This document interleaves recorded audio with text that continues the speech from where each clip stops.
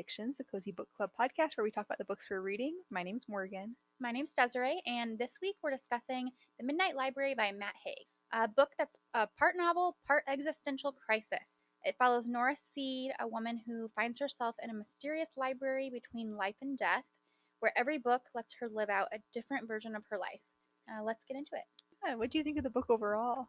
I really enjoyed it, simply, I think, because I was in a little bit of a dark headspace at the time of reading it, and I felt like it really resonated with me.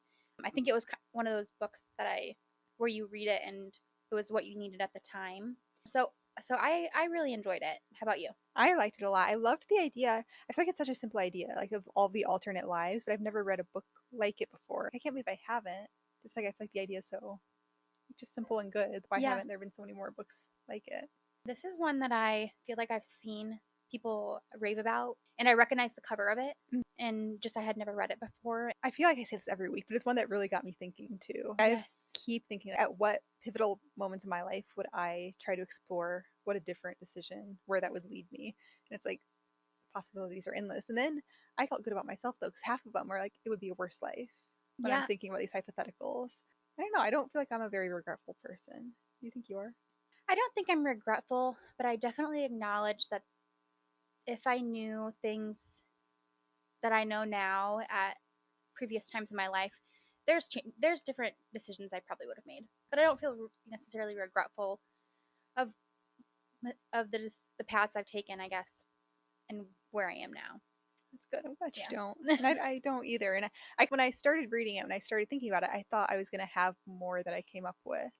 That I was like, oh, that's really where I went wrong. But I didn't really have a ton of those. And I didn't even really know anything honestly about the premise of the story before reading it either. So, like you said, it's a really unique setup, and there also were a lot of singular quotes I feel like that can be pulled Oh, from this book. There were quite a few that I read, and I feel like I've seen a lot of the quotes from this book on Pinterest. oh, really? I need to look into that. My Pinterest is heavy on the quotes. I love I don't know that. why. Pinterest is where I go for quotes. Mine used to be, and then I got so heavy into the gardening this Oh, summer. And since I do my pins, a lot of the pins I create are about baby names. It's a bunch of baby stuff too. So it's very cute, but not very yeah. relevant to my life right now. At least now for Pinterest, they have the tabs where you can go into the specific Love interests. tabs. I love the tabs. It's very nice. I love Pinterest. I have a discussion thing on here where it's like I was gonna ask what your midnight library would be. I was like, I wonder if I could just go into a Pinterest board and that could be mine. Yes. I'm changing my answer because now with all the time I spend on Pinterest, I feel like it'd be fun to live in a little Pinterest board and let that be my midnight library. Absolutely. I would love to live in my Pinterest. I love my Pinterest.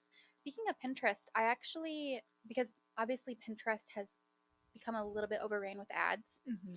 there's a hack to get the ads out without, because you can get the ad blocker, but you can also, if you hide 5 ads in a row, it'll take the ads out. Oh, nice. I will Yeah. do that immediately when Yeah. I get home. I saw that hack by someone on TikTok, and I will be making use of that hack. So thank you to whoever made that video. That's awesome. This is probably the fourth or fifth book we've read of someone who's having mental health problems. But at the start of this book, Nora, the main character, attempts to kill herself, and that's when she ends up in the Midnight Library. And I was thinking about what my reaction would be if I transported to a random library with a with my old librarian. That was a cute touch. That was very cute. This is how I don't. I've got very vivid dreams. I feel like I wouldn't believe that what I was experiencing was a reality. I feel like eventually you would have to, but immediately my instinct would be like, oh, this is a dream. I don't have vivid dreams. I don't remember any dreams. I rarely dream. Well, I rarely remember my dreams. Oh, I dream all the time. And usually they're just like random little tidbits, like nothing too exciting, but they're very like vivid when they happen. Like they feel real. Wow. So I think if I transported to a midnight library, I wouldn't believe that it was happening. Did you, I guess, connect with Nora right away? Were you into the concept of the Midnight Library? Were Oh, you taken by it? I was excited to see what path she would take, and they gave us enough of her character development. It's like you're kind of excited to see if she ends up like doing like the rock star life or the Mm-hmm. like Olympic swimmer life, and then she does. So it's kind of fun seeing how those play out. So I think he did a good job like painting an image of what her regrets in life were before getting to that point. So you could kind of have like that fun anticipation of where things were gonna go. Yeah, I agree.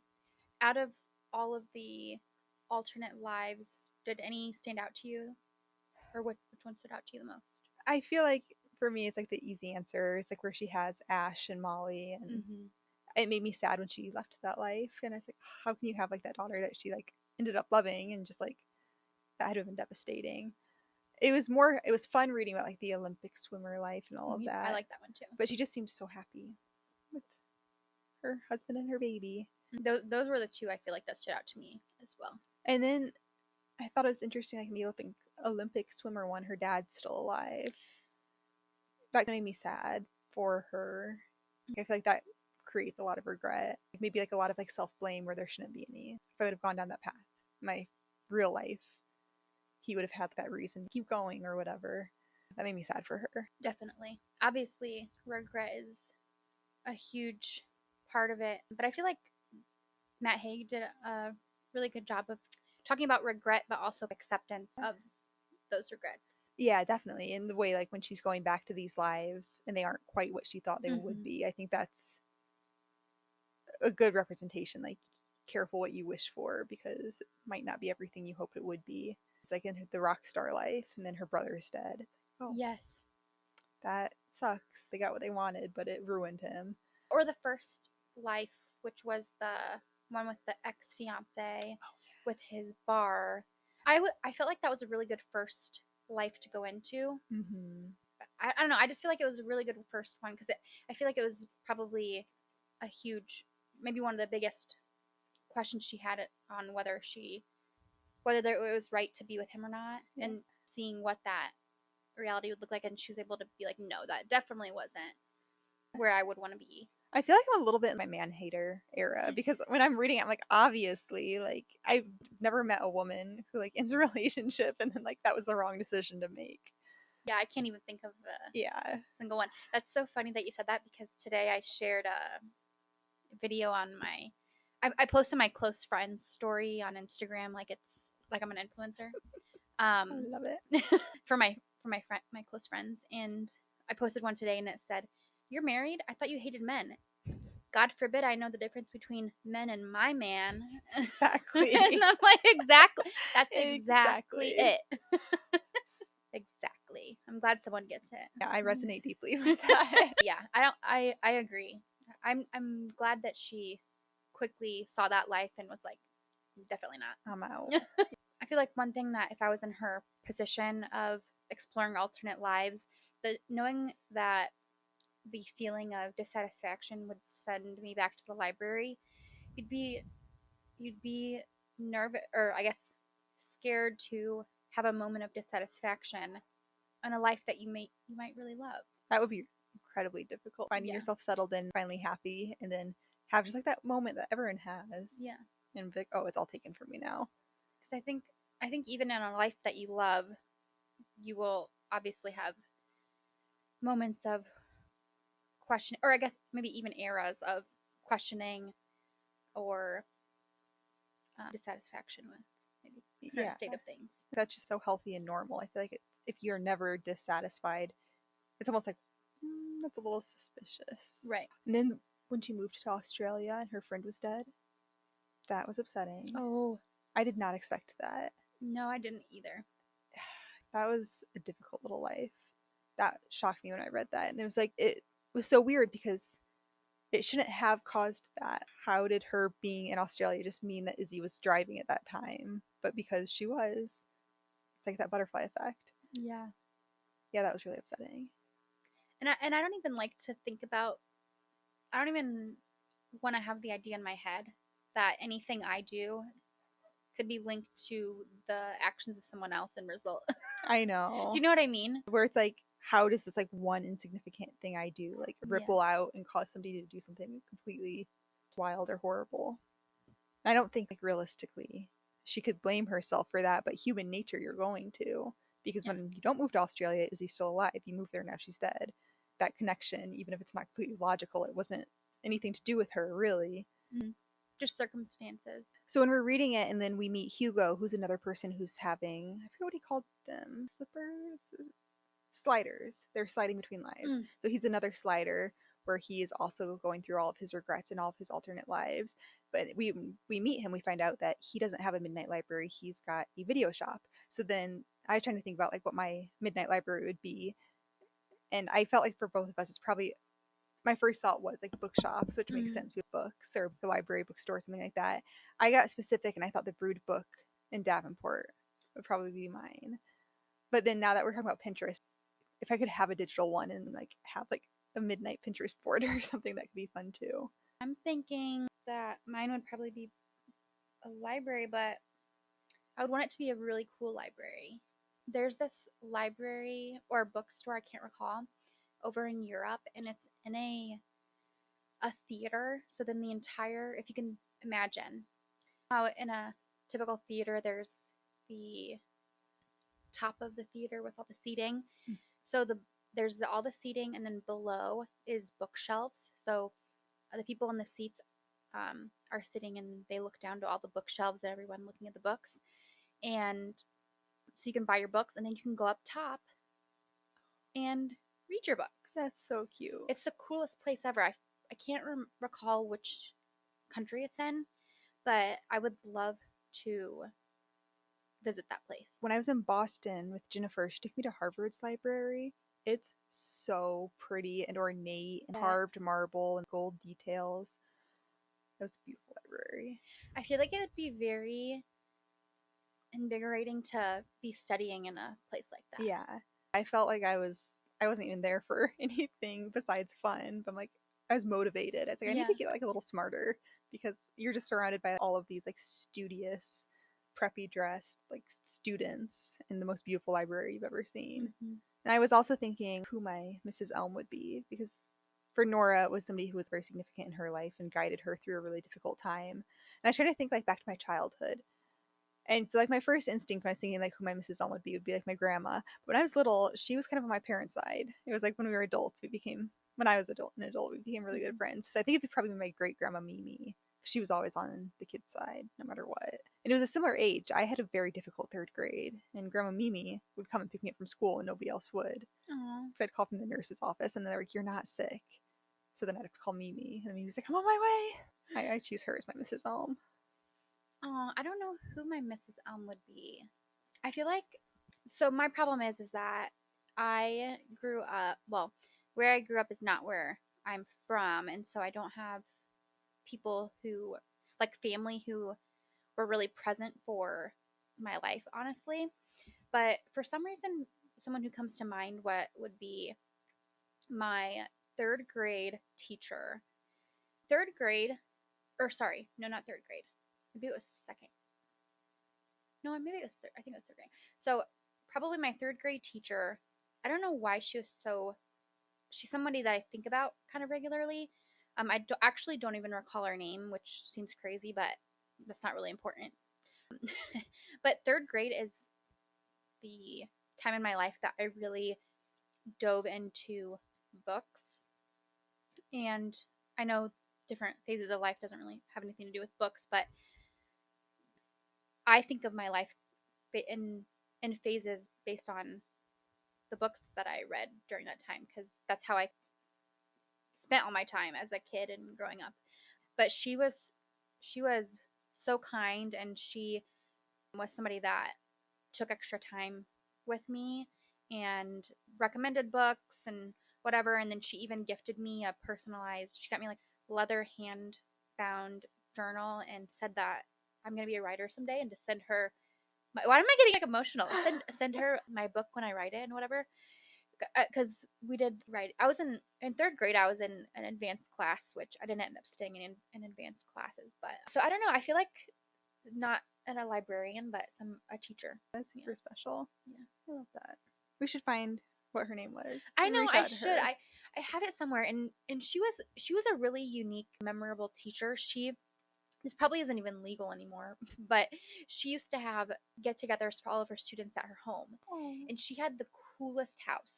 She she had a bird at her house, which is really cool. But when you walk into someone's house and you can tell they've just lived the best life, stuff from their travels, and she just had the most homey home, the most just like love filled home. But she had her students over for little get-togethers where she would share stories, and it'd be a place for everybody to connect outside of school. Like around, she had like a bonfire and stuff like that. Oh, I that's don't so know. She cute. was a super unique, memorable person in my life, and I'm sure I'm not alone in that. I feel like she's the type of person that probably made a mark on many Yeah, students' lives. that's awesome. When you're describing her, I feel like it's like a real life Miss Honey type vibe. Exactly. She was my idol when I was a kid. I thought I wanted to be a teacher and adopt one of my students. You give Miss Honey That's vibes. gonna make me cry. Well, and you love kids. I do love kids. I That's one of my favorite movies of all time, and it Same. makes me emotional. And it makes me so nostalgic too. If I watch it as an adult, I feel like I'm 7 years old again watching it. I was actually going to talk to you about like different regrets you might go back and explore. One of mine was, 'cause my entire life I said I'm going to grow up and be a teacher, and then I talked to a bunch of my old elementary school teachers, and they're, you don't want to do it, Morgan. Don't do it. Like, I promise you. So I didn't. But I'm like, I still think I missed my calling a lot of times. I feel like I was meant to be a first, second grade teacher, and I don't think I'd be happy. But I do think I'd be good at it, and I do think I would feel very fulfilled. I do think I'd also be very stressed and overwhelmed, and all of everyone I know who's a teacher isn't super thrilled with the way things are going, of course. There's But it's unfortunate because I 100% think you'd be amazing at it. But there are so many other factors yeah, involved with teaching these days that it probably would there'd probably be parts of it that would negatively consume you. But you would be an amazing teacher. that's one thing I think all the time. And I see like little teachers on TikTok being like, here's my classroom setup. And I'm like, and I know that's not the life I want, but I do wish I could have experienced it and then decided, like, after having that experience, like, oh, yeah, not actually what I want. Down the line, you could spend a little bit of your life helping in the classroom, maybe as a I was thinking whenever I have kids, I'm going to be the mom who's always there, hopefully. the classroom helper. Yeah. We had such cute ones in elementary school that were always there. There's this one, her name was Bracy, and I just thought she was another person I wanted to model myself after. She was so like just like warm and like friendly and sweet to everyone. She is so cool. I don't even remember whose mom she was, but I just know Bracy, the room mom, was so cool and sweet and just fun. Aw, cute. Did you think about any things you would explore if you? Here's the deal.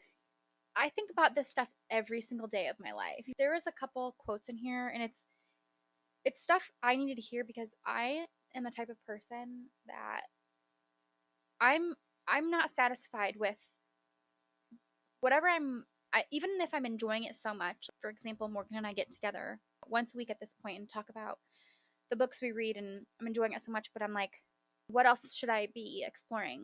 I want to do this and this, and I'm not spending enough time on this, and I feel like I need to live out all of these different avenues of interest now. I feel like, and I, even though I know that that I will hopefully have time to explore all these different avenues of interest that I have, I feel like pressure to live them out now. I feel that where it's like I, I always think like I'm never going to be this young again. I'm never going to have this much energy again. Why am I wasting it doing blank instead of something that seems more like invigorating? Even though I know who I am as a person, I can't balance everything. I Exactly. need to dabble. I can't dive into 8 different things. Mm-hmm. So I know, but I get exactly how you're feeling. Where I'm like, why am I not doing this or that? I could be so much more well-rounded, so much more interesting. Mm-hmm. And I look at the people who have all the energy and they do all the things, or at least it looks that way on social media. And I'm like, oh, they're so cool. They're so much cooler than me. I should be doing this, this, and that. But realistically, I know myself, and that's not the move because Yeah. I burn out so easily, even if it's things I enjoy. Yep. Exactly. And I feel like one thing that every year, I know it's cheesy. Some people think it's lame, but I love to just set out intentions for the year, and because I feel like I know what I need from my life to feel fulfilled. But the number one word that I wanted to have the forefront of my brain this year is just be intentional. Mm-hmm. I just want to be intentional with my time because, like you said, I will be, let's say, scrolling my phone, doom scrolling. We all do it. And the entire time I am thinking about what I'm scrolling, but I'm also thinking, why am I spending time doom scrolling when I could be X, Y, Z? And sometimes that is a good thing and I stop doing that and then I'm start reading or start looking up stuff to do gardening or whatever. But just being more intentional and making sure I'm spending time on things that will result in me feeling fulfilled, not regretful. I love that. This is something I started because I was really deep into the doom scrolling last summer, and I made myself a rule. And I caught myself doom scrolling is okay. You can continue to doom scroll, but you have to do it outside. And Mm. a lot of times, that only like resulted in like 3 or 4 minutes of doom scrolling, and then I'm throwing the ball for my dog or something. Mm-hmm. But like if I just like caught myself doom scrolling when I shouldn't be, I let myself like scroll as much as I want at night. I just hate wasting daylight hours staring at my phone. So whenever I catch myself doing it, get up, go outside. I think that's a good little bit of a habit to have. I retired it over the winter because I'm not a cold weather gal, but I need to get back into that now that it's getting nice out. Speaking of thinking of other lives that you want to live and being overwhelmed by the fact that you could be living different lives, this one quote from the book is, we only need to be one person. We only need to feel one existence. We don't have to do everything in order to be everything because we are already infinite. While we are alive, we always contain a future of multifarious possibility. And I feel like I need to repeat that to myself because, again, I just get overwhelmed by the could be's, I guess. But do you experience that, or do you have specific routes in your life that you wish to take, or I guess like to think about? There are some I would like to explore. I don't think I'd like to live in those realities. Like I was thinking a lot about my early 20s. What if I never started my blog? What my Mm-hmm. would my career be now? Because that's how I realized there's so much opportunity online, and so now that's how I make my money. But if I never started my blog, I'd have to have a more traditional job, and it's like, what would that have looked like? I also was thinking, what if I never moved to New York? I moved to New York for an internship that turned into a full time job, and that was how like I was able to buy my house and stuff when I was young and set down like roots where I'm at. It's like, what if my life turned Mm-hmm. out if I never moved to New York? But then I was also thinking, what if I never moved back? Mm-hmm. I would not like that life. I don't think I wasn't as enamored with New York as I'd hoped I would have been. But I moved there when I was 20, and I feel like a lot of young 20-year-olds, like lower 20s, really feel like they have something to prove. So I just had like trouble connecting with people. So I don't know how I'd be if I stayed, but I do think my career would be impressive. Yeah. But that's like the only thing. And I'm not a big career person. I really don't care. I wish I did. Like one of my best friends, like so career driven, and I'm so impressed with her, and I love to brag about her. But I'd never want to switch places with her. Well, number one, I'd be so sad if you didn't move back from New York. But I do feel like when you were there, I definitely feel like you were ready to come I home was. the whole time. And I guess I definitely am not saying that you didn't want to be there, but maybe it was just the time frame that you went there. Yeah. And there was one person who made things very difficult for me. I worked at a company. When I started, I think I was like their 12th person. And everyone else was great except for this one girl. And as soon as I moved home, she quit. Like, are you kidding me? Because I was going to stay for Mm-hmm. until May. And I came home in October, I think, because of her. And then immediately she puts in her 2 weeks notice. And I was like, I could have stayed for a little longer. But, and then it's like, if I would have, maybe I would have ended up staying for even longer than that. So who knows? But, and then when I moved there, that's like right when we started becoming friends. Mm-hmm. I remember that. Do you remember when we cried in Milltown together? Like one of the first times we ever hung No, out. I don't I think remember. about that all the time. We both like ended up like neither of us were like sobbing, but we both had like tears down our face. And I I said, believe okay. it, but I don't remember I know. it. I was like, we're either gonna be friends for forever or she's never gonna text me again. Why were we crying? I don't remember, but I do remember I cried first. I was like, shoot, but then you started crying. And it's like, okay, cool.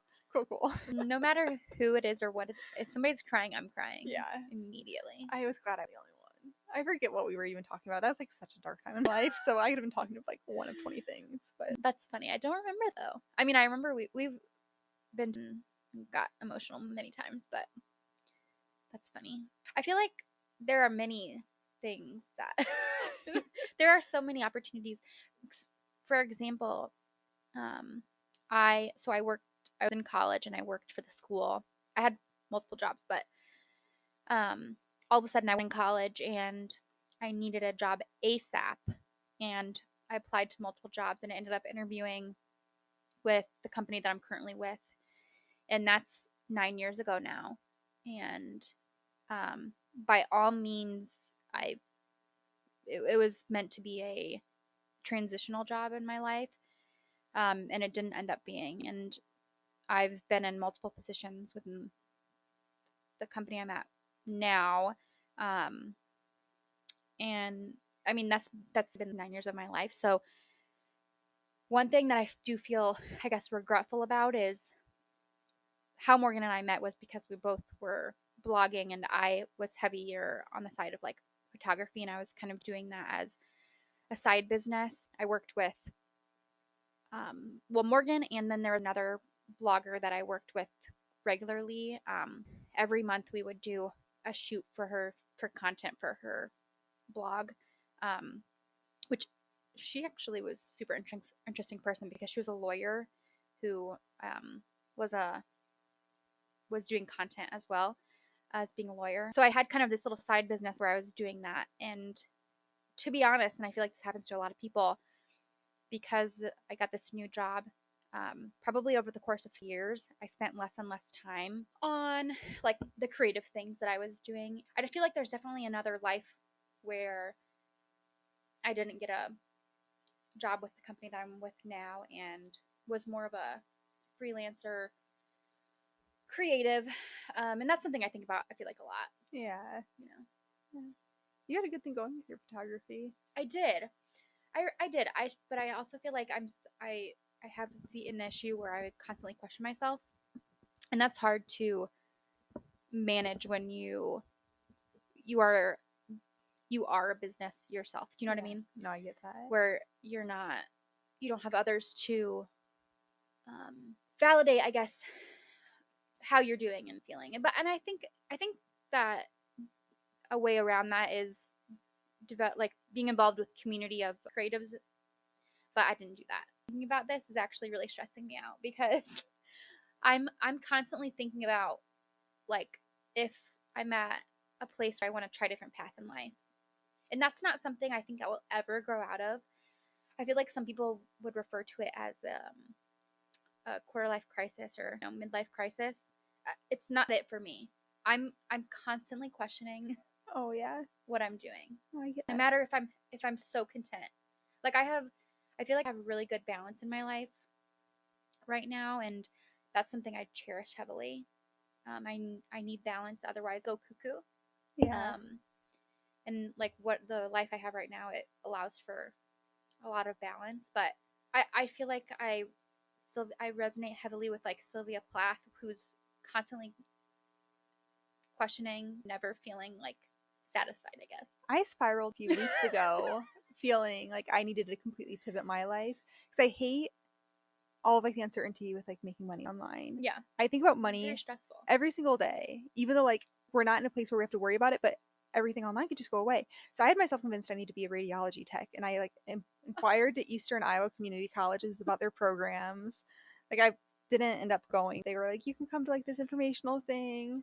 Like You'd not tell me. I know, because it was a spiral, and it's like I need Desiree to think I'm doing well in life right now. No, But it not was at all. right before like the last ban, or like before they put the 75-day extension on. So there will be another spiral in like 68 days or however long it's been. It's not looking good. It's not looking good, It's not no. looking good. But it's never looking good, and No, then they it's not. figure it out. Even if we don't find a sale, we just need like Kana's bill to go through. Say we're not actually banning this. This was all very dramatic. Call your local peeps and tell them we need TikTok to stay, and that if they really cared about privacy, they would be frying bigger fish than TikTok. Way bigger fish. Or you can call my representative, Eric Sorensen. Tell him that Morgan sent you. He's hurt my so feelings. Sick of us. He voted to ban TikTok, and then when I'm messaging it and talking to him, he tells me to keep the faith. Like, no, you're causing this. Don't hurt me, and then say keep the faith. It's gonna be okay though. That It's pissed me mm, off. Don't tell me to keep the faith. And I voted for him, and I like him. I liked him up until that point. I still like him, yeah. but I was very irritated when he said keep the faith. I remember like the exact moment I looked at my phone. I was at a concert, and I looked at my phone and saw that he responded and said keep the faith. Ruined the concert vibes. I just think ultimately, like, his lack of transparency around on the issue is the problem. It is, and it's like He's there whatever. He's making it sound like it's like extremely bad, like things that are going on, that TikTok needs to be completely shut down. And then, Eric, why are there many, many, many representatives and members of Congress who themselves are on TikTok? mm-hmm. Why are huge, like, businesses that are in tech on TikTok then?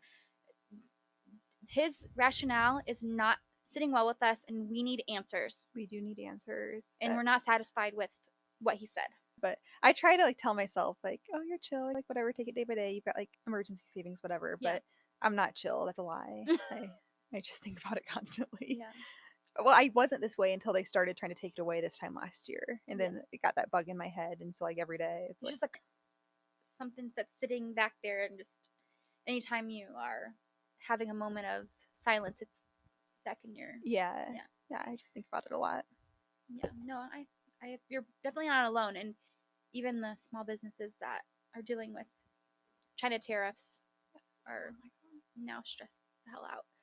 Anyway, we're on politicking. I definitely think there are times in my life where I could have pivoted in ways that maybe I'd be living a completely different life. And I think I would probably be still questioning Yeah. myself then. I was trying to challenge myself, like what change do I think would made my life better without taking anything away? And I was really like narrowing it down. So this was in 2019, April, when my grandpa died. I ended up going to a therapist who I did love. She was great. Her name's Lisa. It's like if I would have gone to a psychiatrist instead and gotten medicated, I think my life would be so much better now because that took me, I'm not kidding, like 18 months of heavy mourning, like not being myself and losing passions. I had trouble maintaining my relationships. I look back on that time, I'm like, I am shocked Garrett didn't leave me. Like, we were together we weren't even officially together when my grandpa died. Okay, that's what I was going to ask. Yeah, like we were just like a weird in between. I became a shell of a human being. I was crying like 16 hours a day, and he was just like chilling through it. He got me a cat. And like, I can't believe it. I Yeah. was reflecting on that because of this book, and I'm like, wow, like Yeah. that could have ruined that relationship. If I'm being honest, I feel like, and I have a horrible memory, so that's very important to note, but I mean, I remember your grandpa passing away, but I feel like I don't remember the time around that. And I know we, like, I know you're busy with Yeah. your boyfriend, but we hung out and stuff, and I feel like you are, and I'm the same way, like kind of reclusive when Mm-hmm. you're, but yeah. Yeah, I definitely became a lot more distant with everyone in my life at Yeah. that point. Like for like the probably the months, and then like I slowly started like being like, okay, I need to prioritize relationships, Mm-hmm. and so yeah. But I do think I would have gone to a psychiatrist instead of a psychologist because when he died, I quit my job. I had a really good high paying job. I lost passion for my blog. I was making good money doing that. I think I'd have ended up quitting my job within a year or so, regardless. Mm-hmm. I wasn't thrilled with like how things were going there. I immediately, when he died, he died on a Sunday. The next Friday, I put in my 2 weeks because I was like, I'm not functioning, and I didn't really need it at that point because I had my blog, but then I lost passion for my blog, Mm-hmm. and it was like just a weird everything I loved in my life I didn't care about anymore. And I think if I was like been on drugs, and then so then when I have been on medication, when like there's been like horrible loss in my life, handle it well. I'm like, oh, this is all I needed, Yeah. and I could have like had those 18 months to like be a functioning human. And like, Yeah, yeah. but I was already with Garrett, so like that relationship would have been like fine. Yeah. We were already like best friends, so that would have stayed fine. Like everything would have just been better, I think. Yeah. That's my theory. Less extreme. Yeah, so I was just thinking like that's like the one thing where I'm like my life would be better now. Yeah. And just like because like such a medication advocate, like that's improved my life so much. it just took me longer to find that that was something I needed. Yeah, I think that happens to a lot of people, but it's good to reflect back on. Yeah. But again, I feel like it does come back to everybody has to go on their own journeys. Yeah.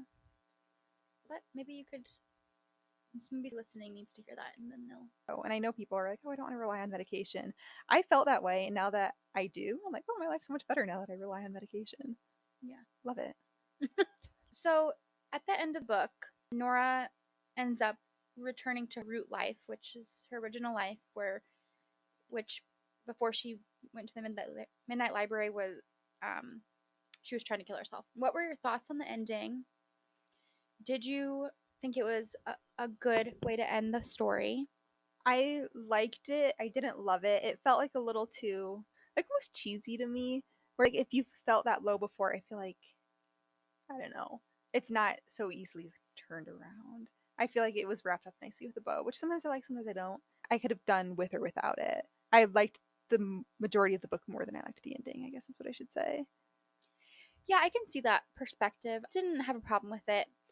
Because I feel like what other ending would have been better than that, or even like somebody who's reading this book, maybe in a similar scenario to Nora, deep depression.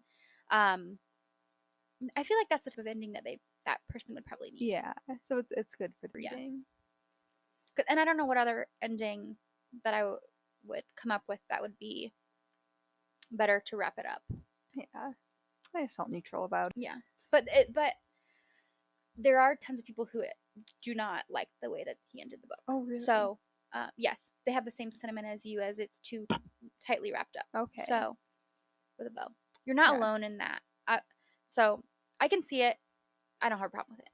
Yeah, I don't like have any great grand ideas for how we could have ended it differently. I just thought I was underwhelmed by it. I think I guess is like the right way to put it. Yeah. I think this was Matt Haig's kind of like breakout novel. I don't know if it was. I don't think it was his like debut or anything like that. And I just saw he posted the other day that it's getting turned into movie. Cute. Do they have the casting yet? No, Good. but um he posted and asked people who they would want to be the We'll have to. actress. I'm happy with mine. Yeah, well, here's the thing: is I look because I actually ended up commenting on that. But so this was probably just a few days ago. I finished this book 4 weeks ago. Um, so my fan cast when I did it at the time has changed, and I'm gonna tell both. Okay. Um, okay, so for Nora, I have two people. One was Emma Watson. She was my right after I read the book and I fan casted who I had, and I just love her. But then Matt Haig posted that post asking people who should be Nora, and someone commented Amy Lou Wood, I think is her name. She's from White Lotus, and I know you don't watch White Lotus, but she is British, and in White Lotus she has a British accent, and I'm obsessed with her. And I changed my pick to Amy Lou Wood, I think is her name. Mrs. Elm. I did Julie Andrews. I almost did Julie Andrews. No way. I almost did. But I ended up going with I had kind of a British vibe with this. I did Emma Thompson. You might not know. Oh yeah, I do. Okay. I forgot who I have originally had. I forgot she'd passed. Maggie. What's her last name? She was on my short list too. Yeah, I forgot she passed, so that made me like sad all over again. Yeah. From Harry Potter, Yeah. right? Okay. Yeah. Yeah. Nora's brother Joe. I had Penn Badgley. Ooh, I love that. Yours is really coming together. Thank you. I felt happy with my fan cast this time. I did Jonathan Bailey because I had Emma Watson for Nora, and I felt like they looked like good siblings. I don't know if Dakota Johnson and Penn Badgley. I think so. Is she tall? Yeah. I feel like Penn Badgley's really short. I don't know if that's Is a he? fact. He gives me short boy vibes. Like Really? short king, not like Whoa. like handsome short boy. I don't know if Hold that's on. true. Okay. He does not give short boy energy. I always thought he did. He's 5'9", so he's shorter than me. yeah, that's true. Ash. Ash? Okay, so I had Robbie Amell. I don't even know really who that is. I just googled sweet looking actors in their 30s. Aw. And then I said, okay, that's Ash. Okay. So I did Will Sharp, and again, he's British. I don't know who that is, but we'll throw the picture up Yeah. for anyone else who's in my Dan. shoes. I did Jake Gyllenhaal. Ooh, I did Theo James. Oh, okay, good vibes. Yeah. Similar. Those are the only people I fan casted. I did Izzy as well. Okay. But then beyond that, I know Kiki Palmer. Oh, Kiki Palmer is seriously one of my favorite people ever. She's amazing. I'm obsessed with her. Yeah. Everything she does.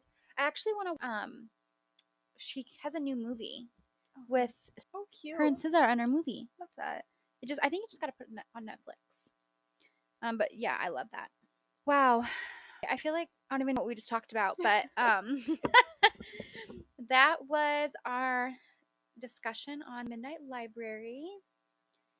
And overall, I think we both enjoyed the book. Did you rate it? Yeah, I did 4.25.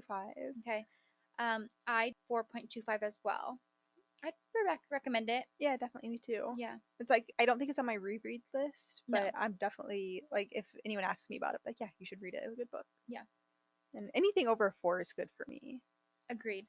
Yeah, I think and when we get into the threes, that's when I'm like, Yeah. But for anything 4 and above, positive. And again, we are on Storygraph for our ratings and where we log our reads. Even books that we aren't reading for the book club, we log our reads there. So follow us. We will have another episode up in a couple weeks.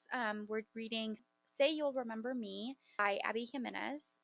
Kind of a rom-com vibe. I think we needed a little bit of a lighter read. Although I did see that we're probably going to end up crying. Yeah, I was gonna say, are you far enough that you started crying? I haven't read it yet, but I've seen the TikToks of like people with like just tear streaked Oh, faces. no. Like, oh, what are we getting ourselves into? I'm about 65% in, and I have teared up a little bit, but I definitely haven't reached the part where people are bawling, as far as I'm aware. So we were reading that next. So if you want to join us, feel free. And yeah, we'd love to know what you thought of the Midnight Library if you read it. And otherwise, we will be back in a couple of weeks. Bye.